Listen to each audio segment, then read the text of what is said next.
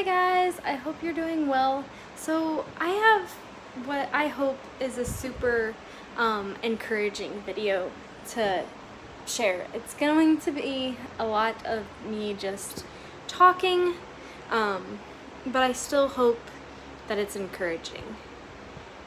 So if you're new to this channel, my husband and I are missionary kid teachers, and we currently live in the Philippines with our son, Thomas, who is 4 years old, and we have a foster daughter, which we affectionately call Misty, and she is around the age of 2. Misty has some challenges that she is facing in her life. She has been diagnosed with cerebral palsy, and that's what I was diagnosed with at a very young age as well. Her situation is different than mine because there's such a wide variety of cerebral palsy. You know, like some people can do this and other people can do that, and it's different for everybody. So the main thing that it affects for Miss D is sitting up. She needs help with sitting up. She needs help standing, and she's not walking on her own. Or not walking at all, actually. And so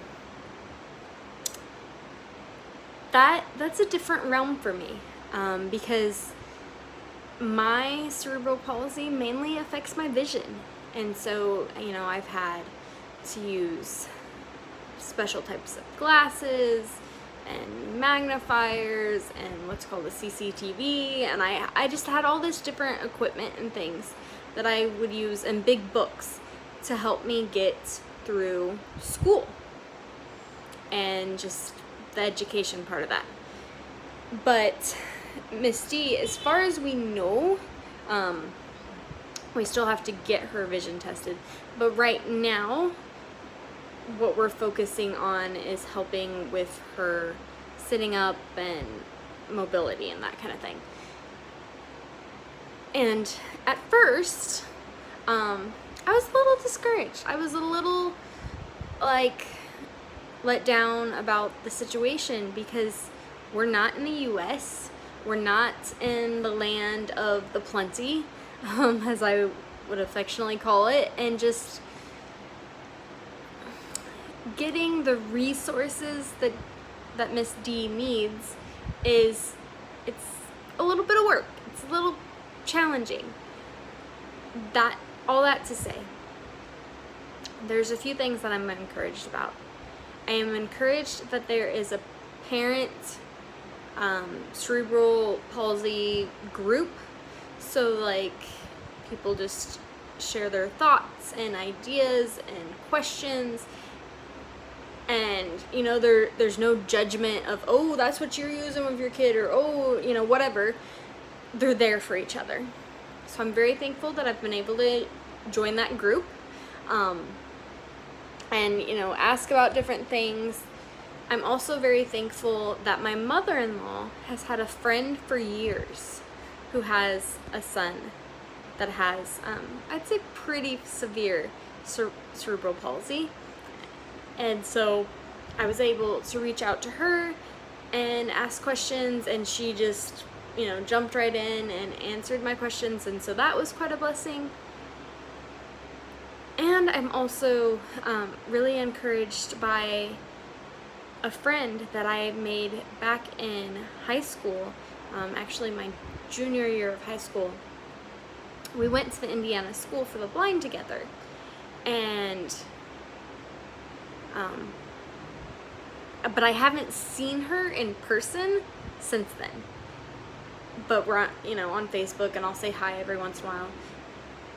But she has a situation where she's in a wheelchair and things, and so I was like, you know what?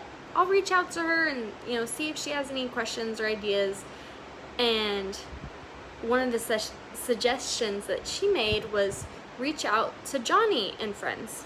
Joni Erickson Tata, pretty famous person that had an injury to her neck because of a diving accident. And so anyways, she has a ministry to people that use wheelchairs and have mobility issues, and excuse me, she does a bunch of other things too. But yeah, my friend made this comment. She's like, email him, you know, see what happens. And I emailed them, and it turns out that they have a distribution here of wheelchairs and mobility products right in the city of Davao. And so I sent this email Saturday, and I get an email back this morning, and they're like, you want to meet us this afternoon? You want to go through the warehouse and, you know, see if we can find something for Miss D? And I was just like, wow, like that's, you know, such a quick turnaround. It's part of a ministry through a Christian organization, connected to a church, and just the lady was super awesome. Unfortunately, there's not a wheelchair there right now for Miss D's size, because Miss D is only 2. And so I, you know, tried to go into it with an open mind, but it excites me and just blows my mind that there's even this resource here in Davao. There are all these different like medical websites and resources and things for equipment, and you know, different options in the US. And not being in the US, it's very easy to sit there and be like, oh well, that would be really cool to try, but we're not in the US, or you know, whatever. And just knowing that this ministry is here in the city, it makes a difference, because a lot of times kids that are in Miss D's situation are left behind. Those are the kids that unfortunately become the beggars, or just stay at home until, you know, their life ends or whatever. And no matter what situation a kid's in, no matter their level of ability and mobility and all that, each kid has a purpose. And so it made my day to see this wonderful organization on the ground here in Davao making a difference. I feel a little ashamed that I didn't realize that one of the students that I've had in the past, her mom is like serving with this ministry and helps get these wheelchairs out, and is just doing amazing things, guys, amazing things. And so it was just encouraging. You know, she made the comment, she's like, well, we don't have something exactly today, but I've got this idea and that idea, and you know, we have these different shipments. She didn't sit there and say, sorry, we don't have anything, and just leave me empty-handed. She even, I think she felt bad that like there wasn't a wheelchair or a chair or walker. She sent us home with coloring books, she sent us home with crayons, she sent us home with a Cebuano storybook. Like, such a super sweet lady. Yeah, there are a lot of amazing people here in Davao. And with the lockdown, with the pandemic, sometimes it can be so easy to forget that we are surrounded by such amazing people, such caring people.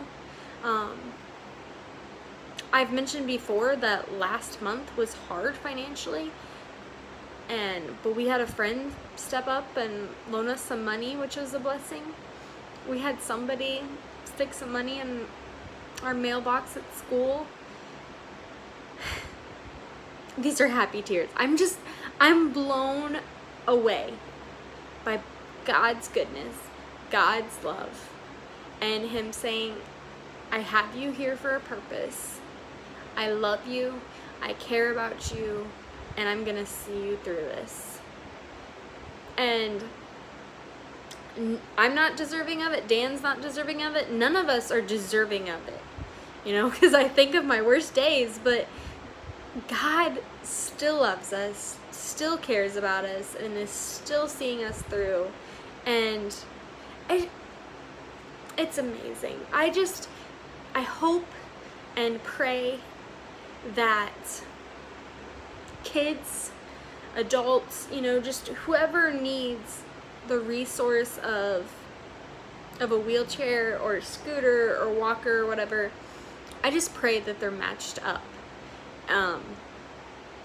with Joni and friends, and that things work out, because it's amazing. Growing up, I had times where I would get tired.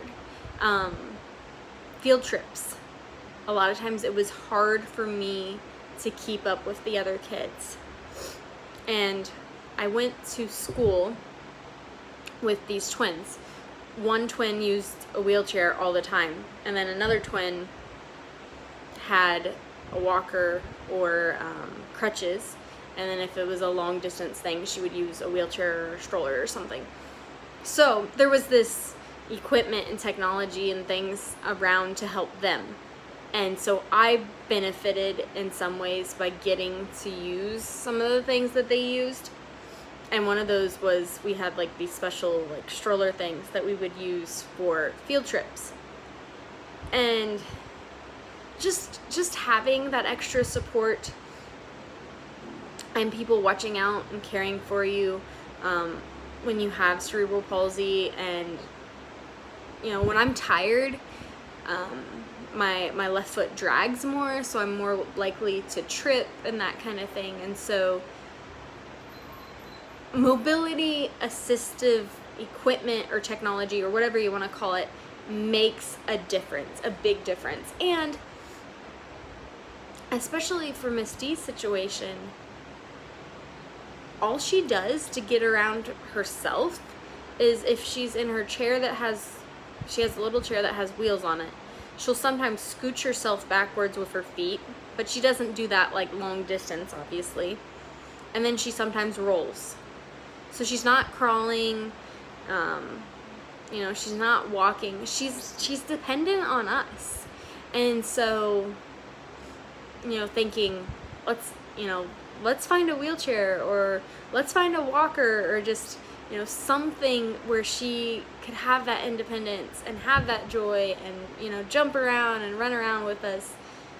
It makes a difference, because anything that helps divide that gap between, oh, she's the disabled kid, and oh, she's just a kid, like anything that helps bring that closer together and make it not such a big gap is a big deal. So yeah, anyways, thank you so much for watching this video. Thank you for listening to me ramble.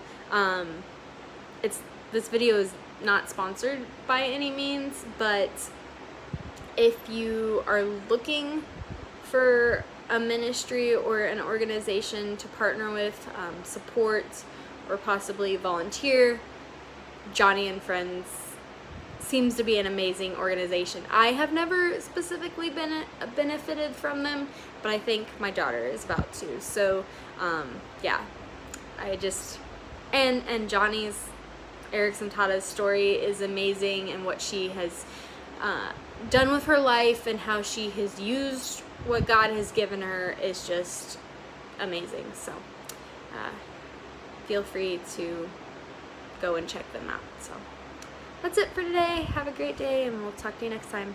Bye. God bless.